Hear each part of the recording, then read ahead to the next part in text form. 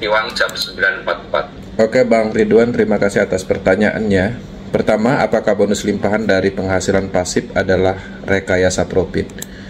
Nah, di sini saya akan bahas dulu. Metaverse ini adalah bisnis dan bukan investasi. Profit itu lebih pasnya adalah untuk project investasi. Jadi kita masukkan sejumlah dana, dapat profit sekian, misalnya seperti itu. Maka Metaverse bukan investasi. Jadi pendapatan di Metaverse ini adalah bonus tepatnya. Nah, pendapatannya itu tidak bisa direkayasa karena sudah diatur oleh smart contract. Ketika teman-teman menghasilkan sesuai dengan haknya di dalam perjanjian smart contract itu, yang mana di S6 ada beberapa titik menjadi hak kita, maka titik itu adalah pendapatan kita dan tidak bisa direkayasa. Nggak bisa direkayasa. Kalau dia terjadi di situ, bonusnya masuk di titik itu, ya masuk. Dan kalau nggak masuk, ya nggak dapat gitu. Nggak ada rekayasa seperti itu. Dan itu bisa dilacak, dan itu bisa dilihat. Dan ini adalah bisnis transparan. Yang dimaksud dengan rekayasa profit itu contoh. Ada project BO, misalnya, masuk 10 juta, dapat profit 2% per hari.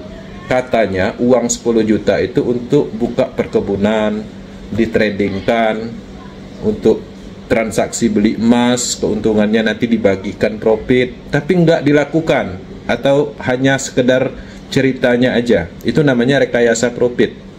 Jadi pembohongan publik. Jadi orang masuk tapi ditipu dengan project-project yang katanya bisa menghasilkan profit 2%. Nah, jadi seperti itu kalau rekayasa profit. Kemudian bonus bekerja sesuai sistem algoritma. Dan apakah bonus limpahan bisa diciptakan? Jadi benar, Metaverse ini sudah diatur di dalam smart contract. Smart contract itu adalah perjanjian pintar yang tidak bisa diintervensi, tidak bisa disetting, dan ketika itu sudah diatur dan diluncurkan di dalam jaringan Polygon fix, siapapun tidak bisa memodifikasi, mengintervensi. Jadi sesuai dengan algoritma, dan bonus limpahan itu bisa diciptakan. Bisa diciptakan.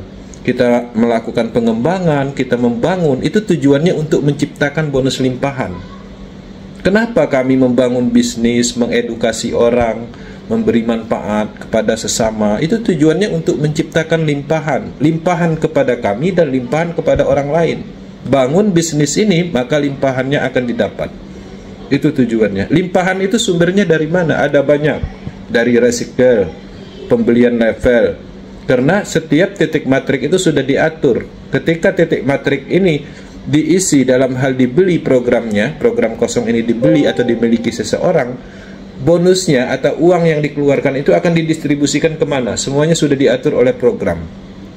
Dan itu tidak bisa dimodifikasi. Bahkan Lado pun tidak bisa setting itu. Kalau kita dapat di hak kita, ya dapat. Perjanjian dari program smart contract itu lebih kuat dari perjanjian dalam hal matre, dalam hal legalitas. Kalau legalitas masih bisa dipalsukan, kemudian bisa juga dimanipulasi dan macam-macam. Tapi kalau smart contract nggak bisa. Kekuatannya itu di atas kekuatan perjanjian pada umumnya. Ya, namanya smart contract teknologi blockchain yang sudah diatur di awal, dijalankan oleh teknologi, ya seperti itu terus akan berjalan, tidak bisa dimodifikasi. Oke, Bang Aris, silakan ditambahkan. Ya, sudah jelas sih.